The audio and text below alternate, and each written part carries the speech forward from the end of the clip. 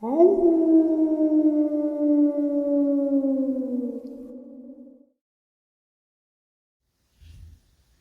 greetings and salutations, folks. I hope everyone is doing well today. Welcome to today's upload. Before we jump on into it, a couple quick links.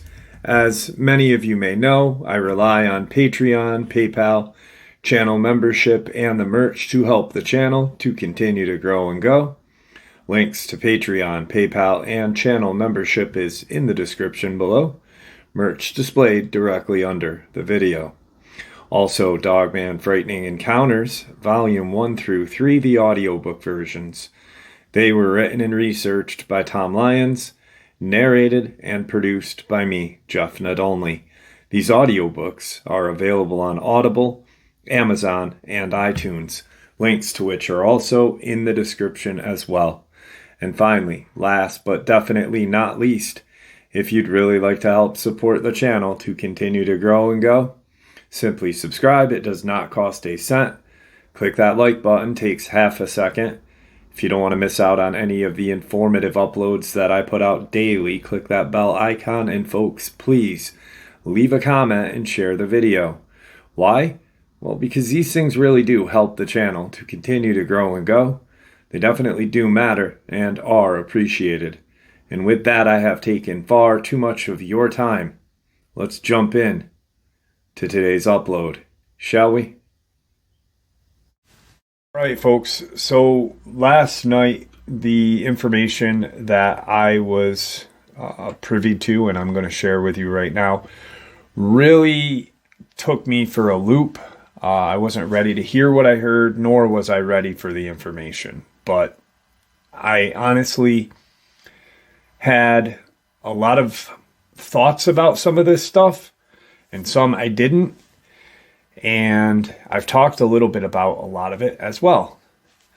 The gentleman that I spoke to last night, he had an experience 39 years ago in 1985. He is a Roman Catholic priest and has been for 37 years. So 2 years after his experience, his life-changing experience, he had become a Roman Catholic priest. He had went to seminary school and such, and lives in the same state that he had his experience, but a great distance away. His experience happened in Colorado. And all of the information that he shared just truly was mind-blowing to me. And like I said, I was not ready to hear it. So he was 22 years old, and first and foremost, I did ask him to please, I said, I don't want to doubt you, but you could tell me that this is who you are and what you do. Do you have any proof of who you are and what you do? And he sent me all of the necessary information and proof and such. Really nice guy. Sent me his driver's license, his tax exempt card, all of this crazy stuff. And we got right into it. So 1985, he's 22 years old. He was a little bit of a burnout and grew up in Colorado. Came from a family of kind of yuppie former hippies. And, he smoked weed, drank a lot of beer, and liked to party. So he is out with himself and another fella. They are out hiking in an area close to Cheyenne Mountain Air Force Base. Back in 85, it was part of the Air Force and NORAD. Now it's the Space Force Station. So he's out in this area called the Horns with a friend of his. And they had been hiking and doing some camping up in that region for years. all through high school, they'd go out there and party it up. It was just a safe spot for them to go and chill out. He had heard of Bigfoot, and at one point, he and a few of his friends believed they had a Bigfoot experience. Probably when he was like 16 to 17 years old, hanging out with older people and camping in this region.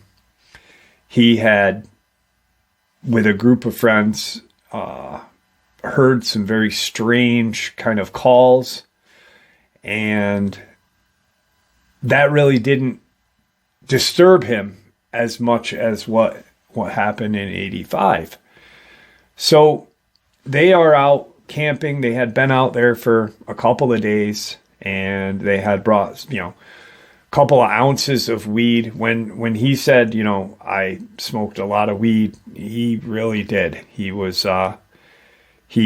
sold weed all through high school and into, the couple of years that he attended college and such. Very nice guy, and really down to earth. He wanted to share all of this with me because he listens to like 3 other channels. One is a good friend of mine and a great channel. But he chose to share it with me. I don't know why. And I said, well, that this person actually had a great hand in helping me realize that my life needs to be turned over to Jesus Christ, our Savior. And he said, no, I do. He goes, I enjoy what you do on your channel, but I'm reaching out to you because your faith in our Savior, I see sometimes is leaning as questionable. Like, you still have questions. You still may have doubt. And I agreed. I said, well, I grew up Native American. I have family that lives on the reservation up north and such. And, I did grow up with my mom teaching church school, and I was confirmed and all that. But I always and he said, and that's why I reached out to you. He goes, because I was like that as well. And so they're out in this region, smoking, hiking, just really being 20-year-olds, not really doing anything illegal. They're just being guys hanging out. And so one night they decide to kind of hike down into the Cheyenne Mountain Air Force / NORAD base, just to see how close they could get, and just to check things out. They wanted to see, actually, he wanted to see, and his buddy wanted to see if they could see any kind of UFOs or any kind of military test crafts. And so they had hiked probably about an hour and a half down to the location where all of this took place. And at one point, his buddy kind of got real nervous. And I said, well, was there that Oz effect where the noise had just ceased? And, and he said, no, none of that. He said, it was, a really beautiful night, and, nature was calling and just, erupting all through the night, all the wild sounds that you would hear. So they're hiking. They start out at like dusk, and they've got flashlights and such, and they've mapped out this trail that they were going to take so they wouldn't get lost. They've done this hike, a couple of different times, but tonight they were just going to sit in this kind of clearing that he knew about and his buddy knew about, and just watch the sky and see. We were going to get stoned and just veg out and watch the sky and hopefully see a UFO. So they get to this certain location where this clearing is, and he doesn't know if that clearing is still there. He has not been to this location since this event happened to him. So they're prepped up, sitting there, and they are smoking their weed, taking bong hits and such. He said, we had our backpack with us, we had water, we had everything we needed to have a good night. And as they're sitting there, they kind of kept hearing this kind of humming noise. And his buddy actually said, it sounds like there's an aircraft, around us or near us. What do you think it is? And he said, I'm not really sure. He says, it sounds almost like what a heating and cooling unit for a large building would sound like. If you were in like the city and you'd hear that noise by, any large skyscraper or anything like that. That's what it sounded like to him. He said it didn't sound like any kind of spacecraft, a helicopter, jets, whatever. It was distinct in its noise, almost like air circulating and such with, a turbine or whatever. And they're hanging out. Nothing is other than that hum is sketchy to them. And he gets up, he's got to take a whiz. He walks over to the woods, and he is, 50 feet from this area where they had set up. They had brought in these fold out kind of chairs, and, they were sitting in these like aluminum with the, I guess, nylon straps.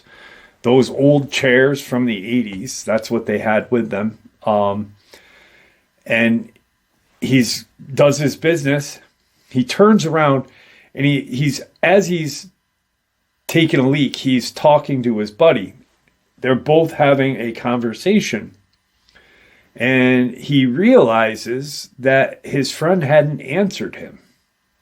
His friend hadn't said a lick to him. He turns back around, and as he's walking back, he looks and he yells his friend's name, and he's like, hey, and he thought at first his buddy had gotten up to take a whiz too. So he sits down in his chair, and he's waiting, and he goes, I'm going to take a hit without you, this and that. Thinking that his buddy will, come running over and scare him or something. And there's no response whatsoever.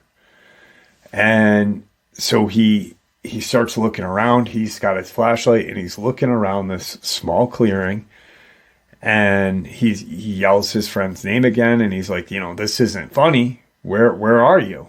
What are you doing?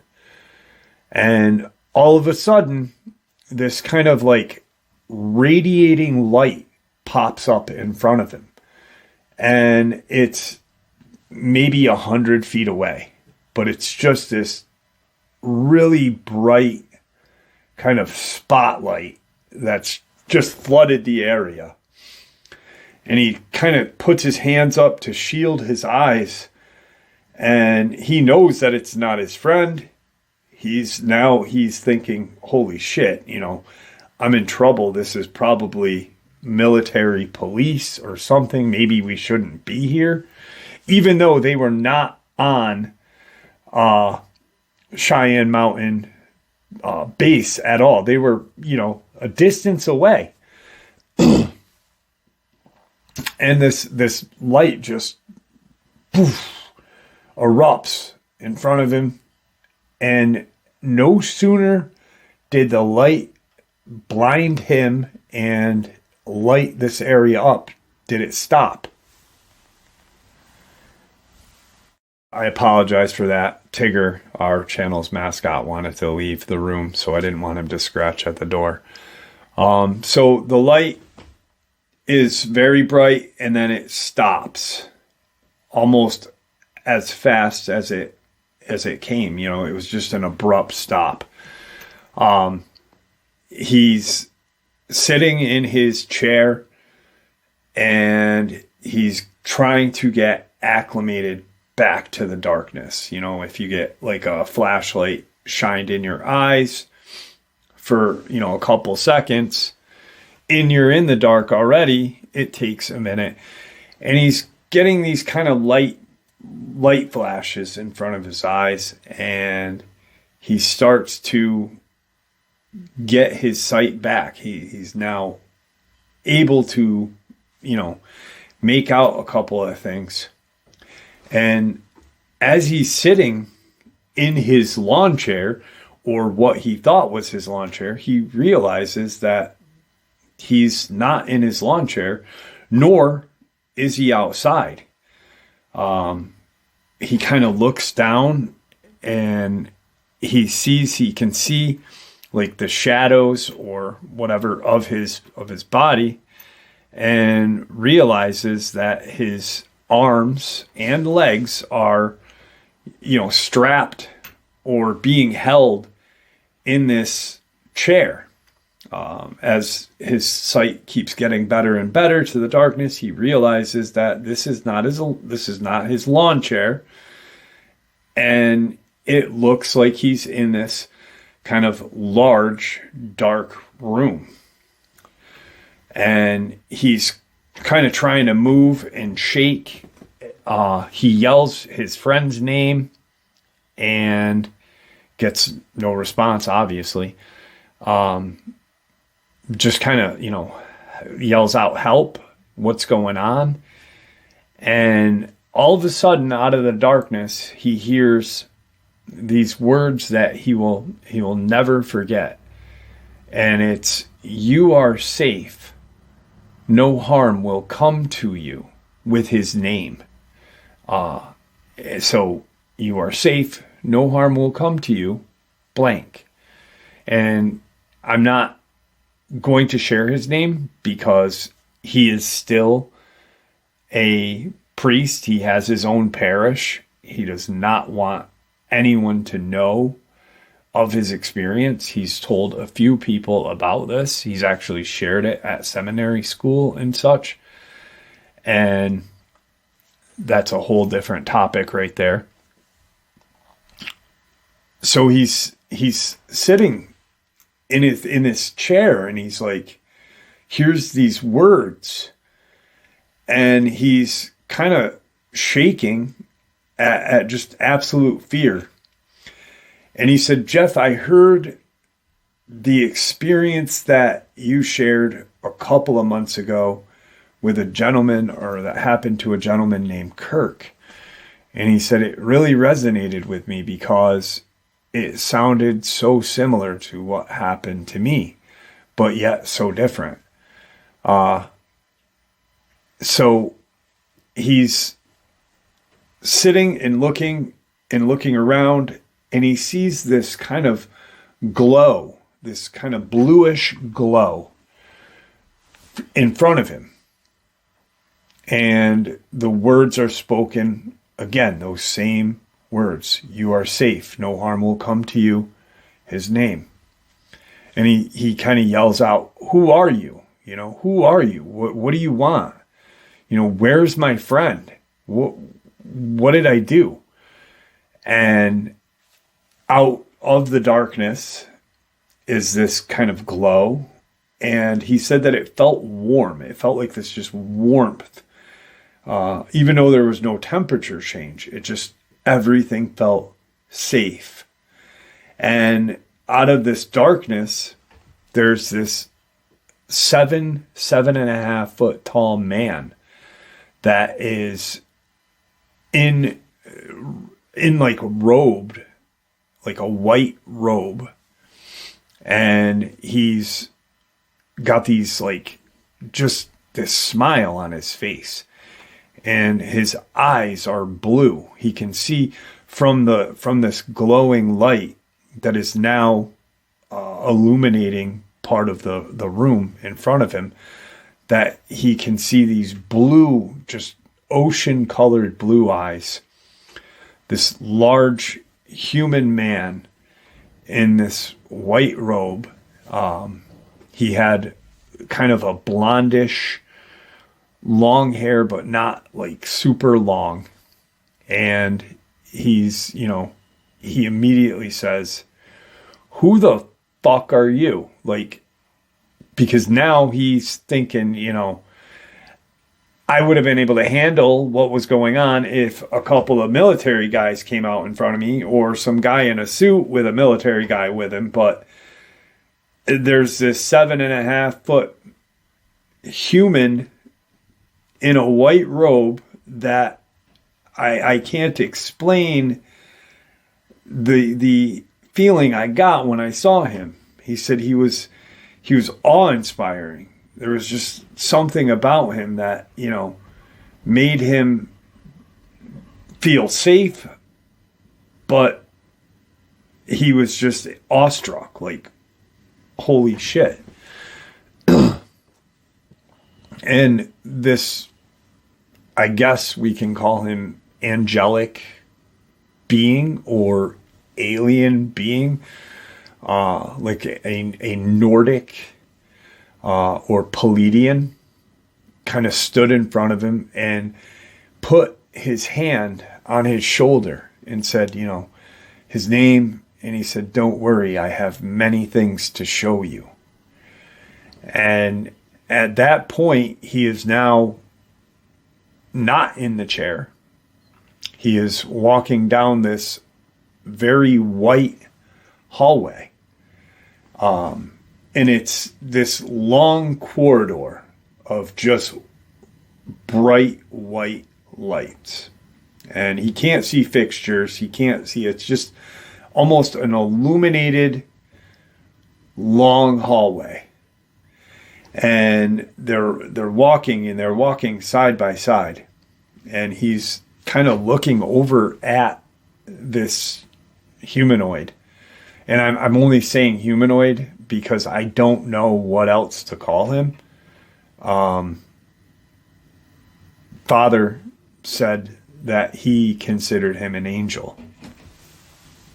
They're, side by side, and he, in his own mind at that point, is, because he had never heard of Palladians or Nordics, he thought that aliens were gray aliens, that all aliens looked like this bulbous head, scrawny little body.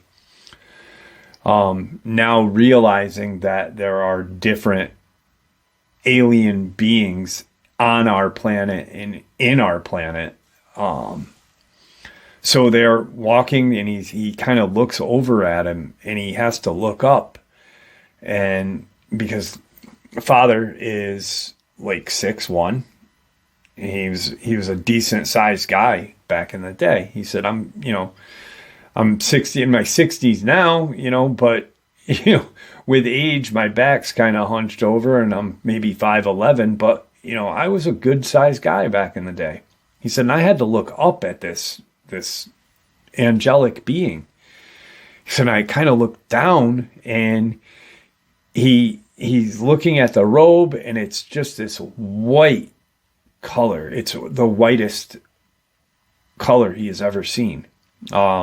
So white that it made the light of this hallway kind of not appear as white as his robe. And he looks at the sash, and the sash is this golden color.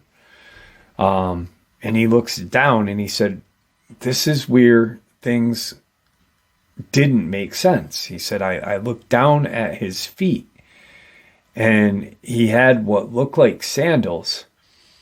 He said, but his feet looked odd. His feet just looked not normal. And then he said, I realized that this figure standing next to me had 6 toes. He said, and I looked, and I kind of shook my head, and I took another look down, and sure enough, there were 6 toes on each foot. And he said, I quickly looked up at him to see if he was looking at me. And he kind of looked down at him and smiled, this just comforting smile. And so they're walking and he's like, where's my friend? Is he okay? Am I going to see him? Am I, where am I? And this angelic being says, you are safe, but I do want to show you. We are in a war. He said, there are evil on this planet still to this day that, we need as much help as we can get to spread the word. And he's kind of like, maybe the weed was laced at one point is what, maybe I'm going to wake up in 20 minutes and I'm going to be in my chair. I'm going to look over at my buddy and be like, holy shit, this just happened. But, and they get to the end of this corridor and he looks and he's like, how we were only walking for like 30 seconds. But when we started our walk, the corridor seemed so far away. The end of the corridor seemed so far away. But now we're at the end. He said, and there's this door. And he opens the door and they walk into this just huge kind of chambered room. And in the room is all of these kind of vats of what look like people and other kind of beings, like creatures, like very strange looking creatures. And he's taken back because he's like, where am I? What is this place? And this being looks down and he says, this is stuff that I have to show you. Right now, what you are seeing is something that's happening elsewhere. He said, go and touch that vat. And he walks over and he goes to touch the vat. And there's his hand just like it was a hologram. And he said, at this point, he's confused. He's really scared. And he said, okay, well, what is the point of all of this? What do you have to show me? And he's looking around and he's seeing, these vats of, children, women, men in different ages. Some appeared to be like genetically altered. Some appeared to be dead. And there were what looked like humanoid creatures in these other kind of vats, all suspended in this kind of liquid. And he saw one that looked very similar to what people say a Bigfoot looks like. And there were other kind of strange looking creatures. And he said he saw something that reminded him immediately of an alien gray in another kind of chamber. And as they're walking, there's all of these other kind of figures walking by them. And he goes to move, and the angel puts his hand on his shoulder again and says, you are safe. These are happening somewhere else. This is stuff that we need to show you to get you prepared. And he's like, okay, well, prepared for what? And he said, you're calling. And so he now is just waiting to hear some sort of answers. And they go through this chambered room into another chambered room. And he sees all of these he sees this next chambered room has woods. And it appeared to be holographic as well. Like he could see through some of the trees and some of the rocks, it clearly looked similar to the room he was just in, but not like everything was solid. And he walks over and he touches a tree, and his hand went through it, and he sees this large canine-like creature running through the woods. And he's taken back because it looked like it was there, even though he had just touched the tree, he could see, and we'll refer to it as a Dogman running through the woods. And then other kinds of creatures throughout this kind of scenery that he's seeing. And he says, this is some of the stuff that we need to show you. This is here. This is on our planet right now. These are real creatures that exist. And he sees this kind of group of military men chasing this Dogman. And he doesn't see anything like any kind of violence happen, but he could tell in his mind that this small group of men that were in military uniforms were chasing this Dogman to kill it or to do whatever. And they keep going, keep walking, and there's different scenes of different things that are happening. And they get to this kind of last room, and he walks into it, and the angel puts its hand on his chest, to kind of hold him back. And he says, everything in this room is real. Be safe. Be safe. And he walks in, and he feels this, the pressure of the hand off of his chest. And he sees in front of him what he now knows was what he called back in the day Goliath, or a Nephilim, the giant.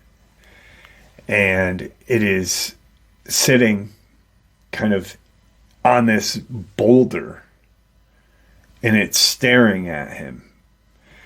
And he looks at it, and he looks at the angel, and he says, "Is that real?" And the angel kind of shakes his head. And he said, "Well, what is it?" And he doesn't repeat anything. He doesn't say anything to him. And he keeps looking at him and looking at him. And he sees this, he's in kind of this kind of loincloth looking thing. He looks at his whole body, and he can see everything that is different between his body and this creature's body. And he sees the 6 toes, and he sees 6 fingers. And immediately he kind of looks over at the angel, and he has 6 fingers on his hands. He's not showing him, but he kind of looks over and counts quick. And the giant stands up and makes this roar at him, and this angelic being, and the angel kind of puts his hand up like that, and there was just this radiating light that didn't shoot from his hand, but when he put his hand up, the room just lit up like a bright light bulb got turned on.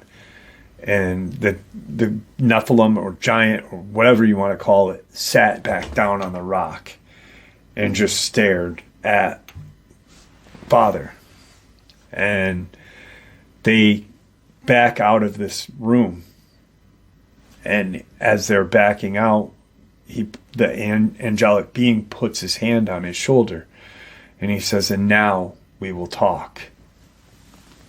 So after that statement is made, it was like a snap of a finger, and he is sitting in his lawn chair in this clearing outside.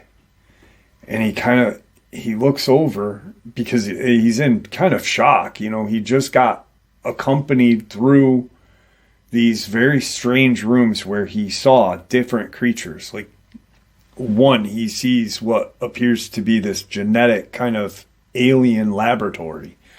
Then he sees, different scenes of woods where he sees a Dogman. He sees the military. He sees Bigfoot. All these different scenes of what is going on around the world. And he looks over at his friend, and his friend is stationary, like in his chair, and he's almost paralyzed. His eyes are wide open. He's staring straight out, and his mouth is like open, but he's just not saying, not moving. Just he looked so strange that he was just in this kind of state of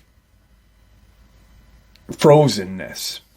And he looks over, and there's this angelic being standing in front of him, and he sits down on the ground, and he says, "Now it's time to talk." And he says, "Okay, but who are you, and what are you? Why am I here?" And he said, "You have been chosen since you were a young boy. There is a war, like I just showed you, going on.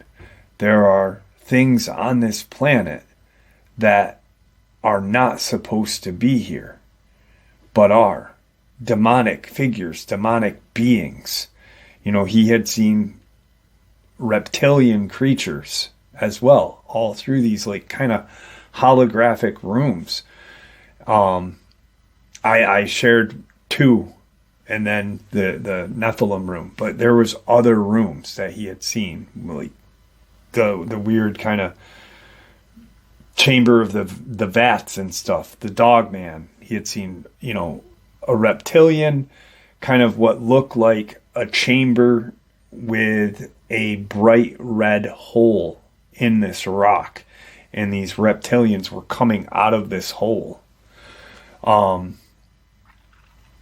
So he's kind of like, okay, a war, demons, what?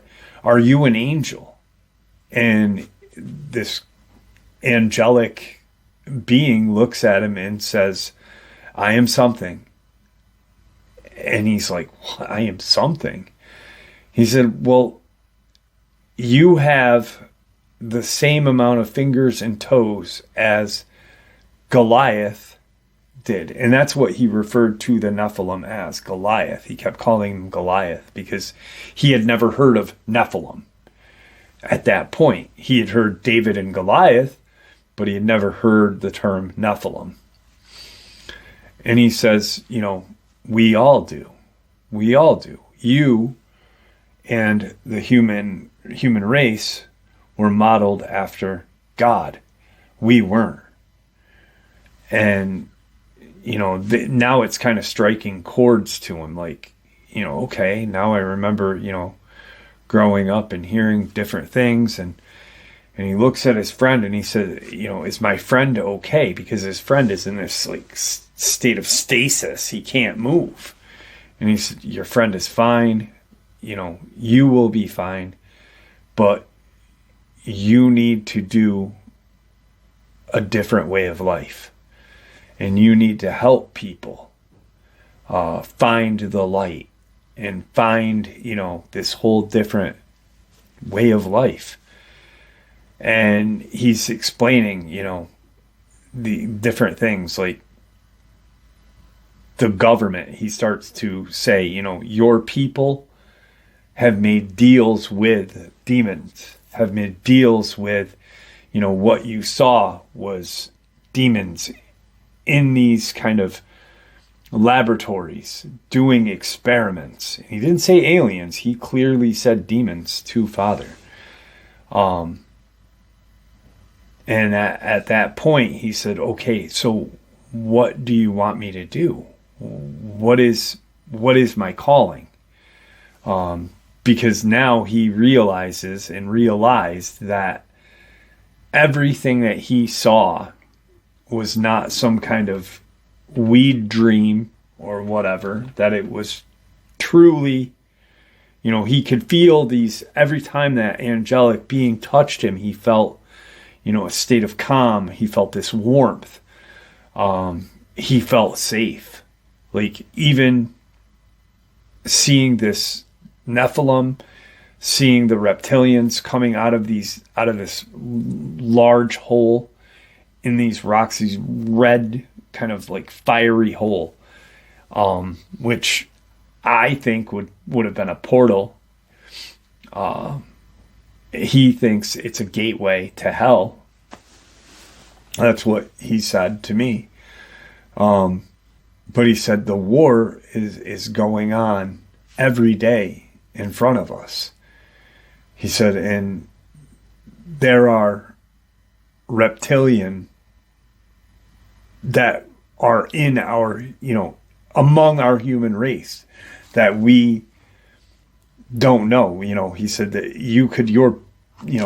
your friends could be one of these creatures and you would never know.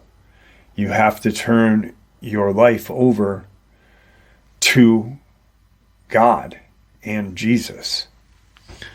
And he's like, oh, okay, well, I've been to church a couple of times with my family for Christmas and, Easter Sunday and such, but, I am the last person that is, religious. Why me? And he just said, once again, this is your calling. You've been chosen to do this since you were a child. And, the conversation just keeps going, and he's asking different questions, and the angelic being is being very vague about everything. Almost answering his questions with not a question, but, in time you will know the answers. In time you will know the truth. And all of a sudden, the angelic being stands up after X amount of time, and it's still dark. It should have been bright out by now, judging by the time spent. And he said, now you know what you need to do. Do what you need to do. And he just said, okay. And he sat there in this chair, and all of a sudden, like, all he remembers is do what you need to do. It will come to you, this, and that. And he's sitting with his friend, and it's dawn. And he looks around and he looks over at his friend, and his friend is like kind of waking up, like they had just passed out and fall asleep. And he's like, what the hell? And he thinks, as he looks over at his friend and he sees his friend waking up, and he kind of like sits up and he's looking around like, did I pass out? Did something happen? Did we fall asleep? And he, starts to tell his friend a little bit, are you okay? How do you feel? This, and that. Like, do you remember anything of last night? Do you remember that light? Do you remember me? Last thing I remember is talking to you and me taking a whiz, but everything from that point on, you weren't here. And then you were here, and you were, in this state of frozen time. And his friend's looking at him like, I don't know what you're talking about. We must have passed out. We must have, smoked and passed out. And they walk back to their camp, a 2-hour hike back to camp. And as he's walking, he's thinking this whole thing through. He's like, did this really just happen? I need some sort of proof that this happened. That, how am I supposed to change who I am? I hang out with my buddies. I'm, going to school. What do I do? And they get home. His buddy drops him off to his home. And he, unpacks his stuff. He says hi to his, family and goes into his room and he lays down on his bed and he falls asleep. And as he's mid-sleep dreaming, he is awoken by this kind of like, it is time. It is time to change your ways and who you are. The war is here. We need your help. And he kind of wakes up and he's like, this is like so weird. I've got to, I got to do something. I got to figure this out. And he goes to church, the nearest church from his home, the church that he has gone to, for Christmas and Easter Sunday and everything. And, the religious days. And he asked to speak to the priest there. And he proceeds to tell the priest that his congregation, this just happened to me. I have never been a religious person, but, this all happened and I don't know what to make of it. What should I do?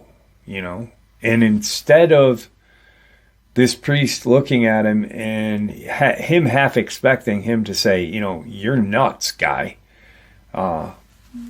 Get out of here.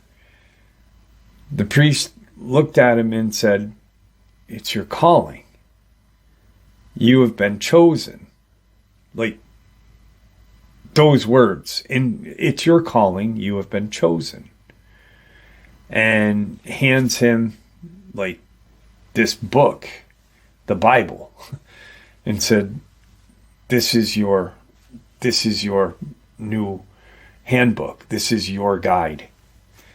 And he then makes the conscious decision to go to seminary school.